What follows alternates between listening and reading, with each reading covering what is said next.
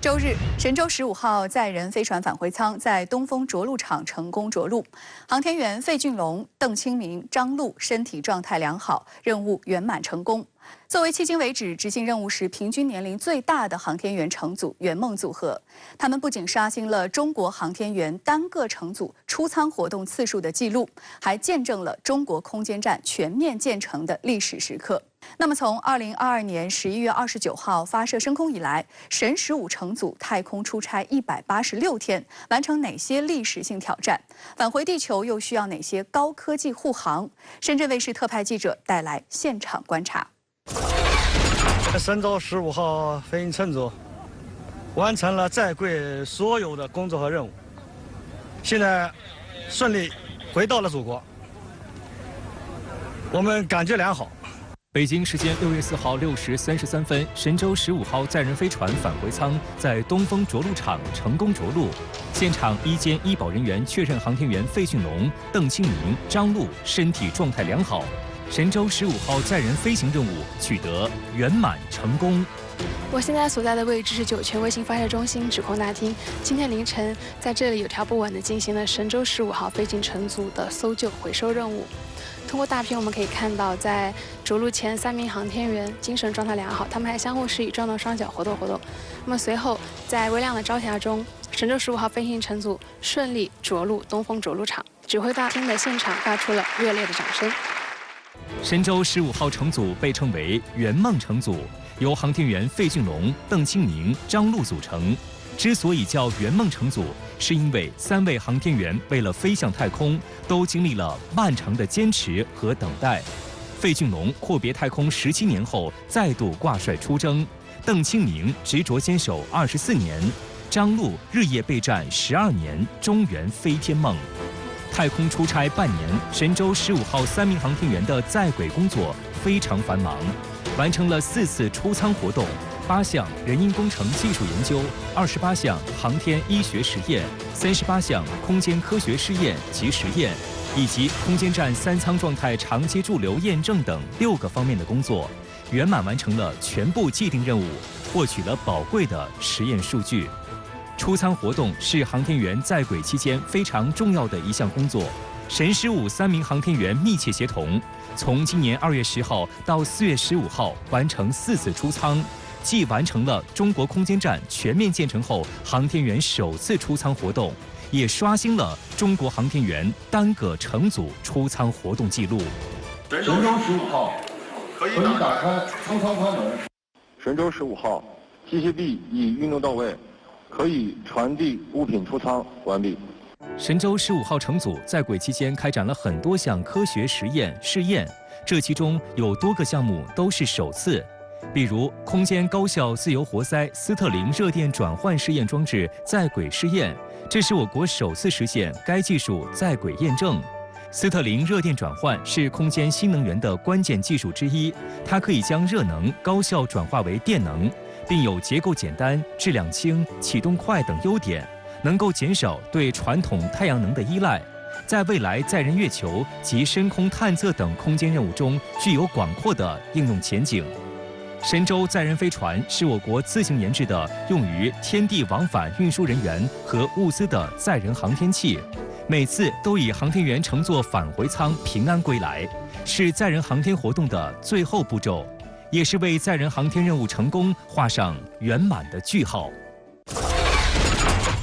从神舟飞船与中国空间站分离到安全降落在东风着陆场，这一返回过程对航天员的身体和心理都是一次严格的考验。而为了提高航天事业的效率，神舟返回舱已经采用了快速返回技术，由原先的28小时缩短至4至6小时即可返回地面。从已有的信息当中，我们可以查到，中国空间站绕地球飞行的速度约为每秒7.8千米，轨道高度400至450千米，轨道倾角42度至43度，每天可以绕地飞行19圈。而返回舱在返回过程当中也需要绕着地球转圈，选择合适的时机奔向东风着陆场。在返回地面的过程当中，神舟飞船要经历关键的4步：第一步是进行轨返分离和返回制动，在不到3分钟的时间里，神舟飞船要完成一系列动作。首先是第一次调姿，飞船相对前进方向逆时针转90度，变成横向飞行状态。紧接着第二次调姿，继续逆时针转90度，变成了推进舱在前，返回舱在后。随后推进舱发动机点火进行返回制动，飞船开始减速进入返回轨道。第二步则是推返分离，在距离地面145公里时，推进舱和返回舱分离，返回舱独自回家，在距离地面大约100公里左右再入大气层。随着空气密度越来越大，返回舱周围被火焰包围，看上去呢就像是一团火球。那这期间还会经历5分钟左右的黑障区，整个返回舱被等离子体火焰包裹，无法与外界进行通信交流。在距离地面15公里左右，返回舱的速度将达到每秒200米左右。如果不采取减速措施，返回舱就相当于一辆速度为每小时720千米的汽车直接撞墙。因此，返回舱都安装有着陆系统。这就是返回阶段的第3步——开伞。返回舱会先后释放引导伞，然后拉出减速伞和主伞。当1200平方米的主伞打开之后，会使返回舱的速度缓缓下降。据了解，这种降落伞伞衣采用的是一种高强度锦丝绸料作为材料，其长丝的粗细仅有一般的头发丝直径的1/3，但是强度却可以达到普通民用锦丝的2倍。最后第4步就是反推发动机点火，最后给返回舱一个向上的力，让返回舱安全落地。在返回舱着陆的新闻画面当中，我们可以看到，着陆的一瞬间都会冒起大量的烟尘，很多人都会误会是返回舱撞击地面产生的沙尘，而事实上呢，这是反推发动机的杰作。其实，飞船返回舱在距离地面8000米的高空时就会抛掉大底，位于返回舱底部的伽马射线高度控制装置会随着主伞的打开开始加电工作，实时测量与地面的距离。在距地9米时发出预指令信号，提示宇航员即将着陆。但是真正的考验呢，是在距离地面1米左右高度的转瞬之间。据介绍，航天科研人员是在经过反复测试之后得出，在这样的一个高度缓冲是最合适的。在1米间，高度控制装置必须根据降落速度合理匹配点火高度，精准发出点火指令，可谓载人飞船的倒车雷达，承载起保护宇航员生命安全的神圣职责。如今，神舟飞船返回舱返回地球的时间仅相当于我们从西安到北京乘坐高铁的时间，相信航天员的舒适度一定会大幅提升。而这个快速返回的背后，是中国航天人一代代努力的结果，也是中国航天工程一步步走向强大的象征。深圳卫视记者发现，此次神舟15号返回任务，空中搜救分队在接到第4次落点预报后，3分钟内就到达了返回舱落点。我们每架飞机都加装了机载定向仪，